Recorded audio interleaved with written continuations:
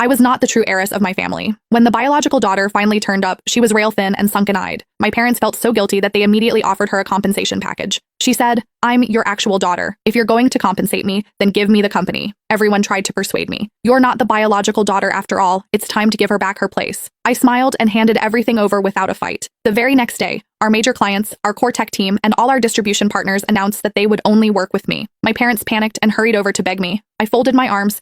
"Go ask your biological daughter to come and beg for my help herself." After being brought back, Lily and Roy just stood timidly in the middle of the living room. It was on that day that I finished closing the MC deal. On the drive home, my assistant, May Cannon, told me that the Roy family had found their biological daughter. My heart thumped wildly for a moment. Then it settled. I thought, since she's back, then she'll be taken care of. The Roy family isn't exactly short on money. However, when I walked in looking polished, confident, and at the top of my game, all the fear she had been wearing melted into pure jealousy. "If you want me to come back and take my place in this family, fine. But she's had my life long enough. It's time she gives it back. I don't want anything else but the company." I smiled. "I've managed the family business for 10 years. Are you sure you can handle it?" The disdain in my tone was obvious. Lillian's face flushed red. "I can learn. If I had grown up here too, I wouldn't be any worse than you." The relatives chimed in. "Max, just give it to her. She's the biological daughter after all." Hearing that, I looked at my parents. My father, Jack Roy, spoke with difficulty. "Max, we owe her. Lily has had a very hard life all these years." My mother, Lauren Roy, held Lillian and cried uncontrollably. "Those traffickers forced her to marry an old man. If we hadn't found her, Lily would already—" "Max, just agree. I won't treat you unfairly." I looked at them and smiled.